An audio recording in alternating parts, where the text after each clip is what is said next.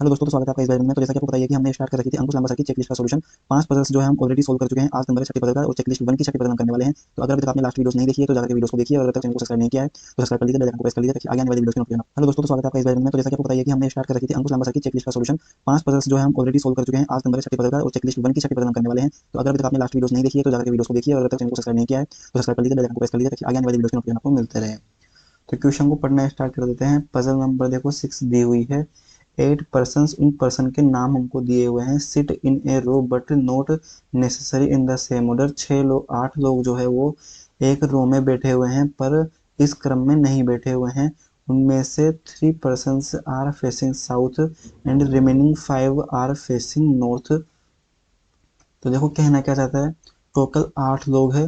8 में से 3 लोग जो है वो तो देख रहे हैं साउथ की तरफ, और बाकी के जो 5 लोग हैं ना वो देख रहे हैं नॉर्थ की तरफ। ठीक है, अब कंडीशंस को नोट करना स्टार्ट कर देते हैं। कंडीशन लिखी हुई है कि वी के लेफ्ट में थर्ड पे कौन है, यू है, तो यहाँ पर लिखा वी, दो छोड़कर हो गया यू। पहली कंडीशन की बात कर रहा हूँ मैं। V who sits at the one of the extreme end, अर्थात वी जो है वो एक ने एक एंड पर बैठा हुआ है, तो वी के ऊपर लिख दिया हमने and. 2 person sit between you and x, you और एक्स के बीच में 2 पर्सन है, तो यहाँ 2 छोड़ करके एक्स आ जाएगा यहाँ पर।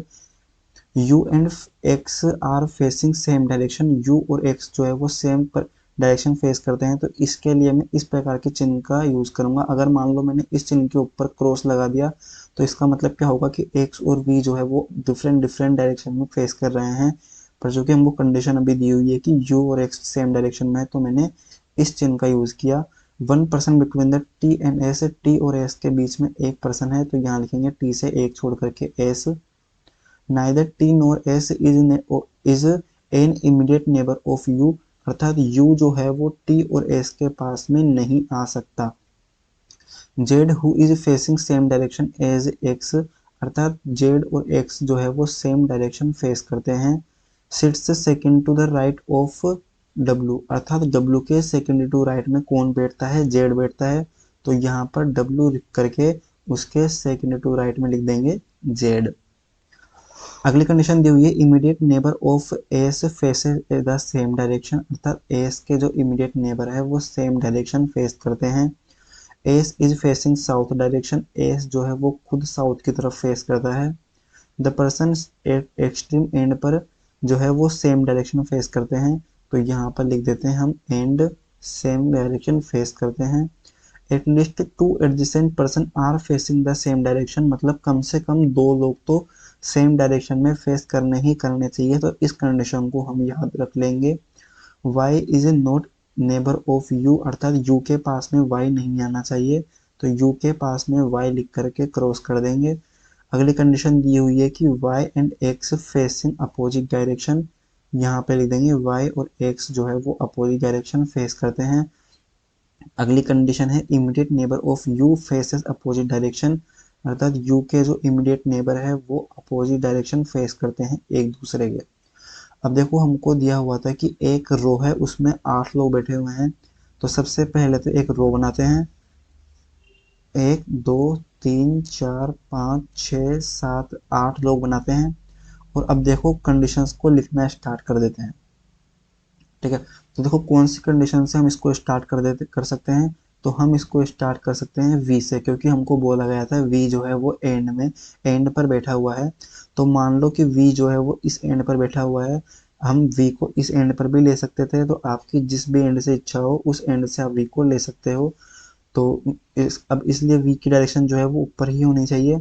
वी से 2 छोड़ करके यू बोला गया है, तो वी से 2 छोड़ करके यू आ जाएगा यहाँ पर। हमको बोला गया था कि एंड की डायरेक्शन जो है ना वो सेम है। ये देखो ये वाली कंडीशन दी हुई थी, इसका मतलब ये वाला जो एंड है ना वो भी ऊपर की तरफ ही फेस करेगा। एक्स से यू से 2 छोड़ करके एक्स है, तो यू से 2 छोड़ करके एक्स के लिए केवल और केवल ये वाली कंडीशन ही बची हुई है। तो देखो एक तरीके से हमने ये वाली कंडीशन पूरी कर ली है, पर अभी तक तो एक डायरेक्शन का बचा हुआ है, तो डायरेक्शन जब भी हमको पता चलेगी एक्स और यू की तब हम डिनोट कर देंगे, अभी नहीं करेंगे उसको। अब देखो u के पास में y नहीं आने चाहिए इस कंडीशन के हिसाब से, तो इसके ऊपर y लिख करके हम लगा देंगे क्रॉस, ताकि y के लिए ये y हम इस जगह पर देखेंगे नहीं। अगली कंडीशन है कि टी और एस, टी से एक छोड़ करके एस है, पर ये दोनों की दोनों जो है ना वो यू के एडजेसेंट में नहीं है। तो देखो टी और एस जो है वो कहाँ कहाँ आ सकते हैं। तो देखो क्या मैं टी को यहाँ रख सकता हूँ, क्या बिल्कुल रख सकता हूँ, ताकि टी और एस के बीच में एक पर्सन भी हो जाएगा और इन ये दोनों यू के पास भी नहीं आएंगे। तो देखो या तो टी या एस में से एक यहाँ पर आएगा, टी या एस में से एक जो है वो यहाँ पर आएगा। क्या टी को मैं यहाँ रख सकता हूँ क्या? बिल्कुल रख सकता हूँ, क्योंकि देखो टी से एक छोड़ करके एस इधर तो नहीं आ सकता पर इधर आ सकता है, तो इसका मतलब टी और एस के लिए एक जगह तो ये हो जाएगी। क्या टी या एस में से कोई एक में यहाँ रख सकता हूँ क्या? नहीं रख सकता, क्योंकि यू के पास में नहीं होना चाहिए। इस जगह पर भी नहीं रख सकता क्योंकि वापस यू के पास में रहेंगे। अगर मैं टी या एस में से एक को भी यहाँ पर रख देता हूँ तो देखो, अगर मान लो टी को यहाँ रखता हूँ तो एक छोड़ करके एस के लिए कोई जगह नहीं है, मतलब यहाँ पर भी नहीं आ सकता। तो केवल टी और एस के लिए जहाँ मैंने बनाई है केवल और केवल ये ही दो पॉसिबिलिटी है, इनके अलावा और कोई पॉसिबिलिटी है ही नहीं। ठीक है, और देखो तो देखो ये वाली कंडीशन हमारी पूरी हो चुकी है। अगली कंडीशन हमको दी हुई है कि W से एक छोड़ करके Z होना चाहिए, है ना।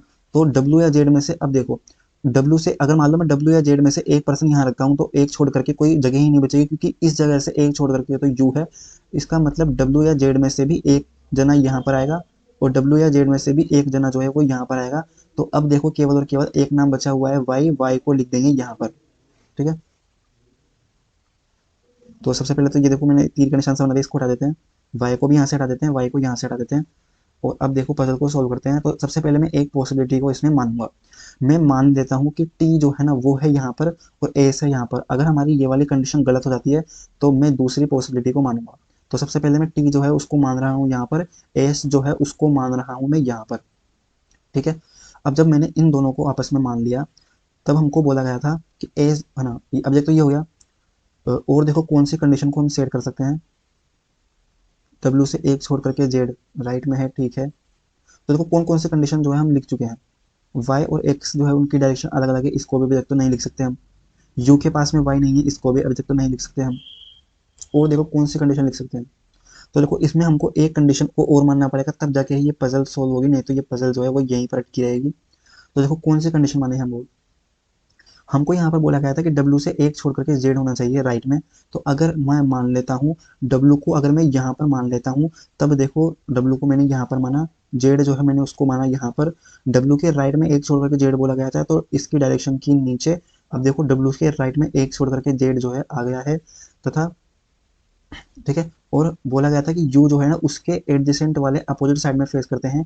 अगर यू के एडजेसेंट में एक पर्सन नीचे देखता है तो ऑब्वियसली सी बात है कि यू के एडजेसेंट में दूसरा पर्सन जो है वो ऊपर ही देखेगा।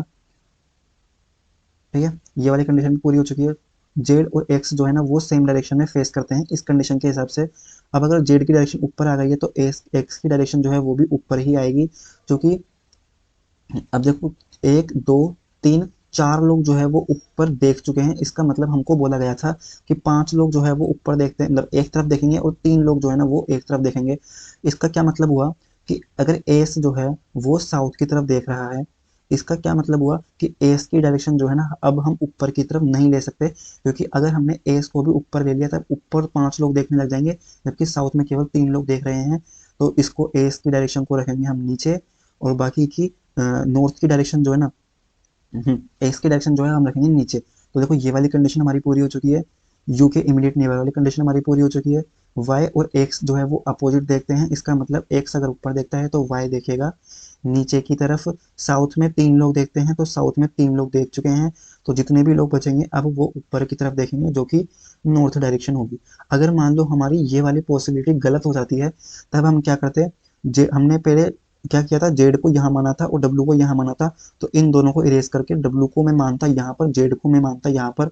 ये वाली कंडीशन भी अगर गलत हो जाती तब मैंने माना था कि टी को यहाँ पर और एस को यहाँ पर, तब हम इन दोनों की जगह को भी एक्सचेंज करते और फिर पजल को सोल्व करते। तो एक बार आंसर को मैं साफ सुथरा बना देता हूँ ताकि आप लोगों को पढ़ने में आसानी हो। ठीक है, यहाँ पर तो है डब्ल्यू, यहाँ पर है जेड, यहाँ पर है टी, सॉरी यहाँ पर है एस, यहाँ पर है टी, और सॉरी यहाँ पर एस है। अब आंसर को एक बार मैच कर लेते हैं। T x S Z you, T x S Z you, W why you, W why you. South की तरफ कौन कौन देखता है, एस डब्ल्यू एंड वाई। तो देखो एस डब्ल्यू और वाई जो है ना वो देखते हैं साउथ की तरफ और ये लोग देखते हैं नॉर्थ की तरफ, तो हमारा आंसर बिल्कुल ठीक है।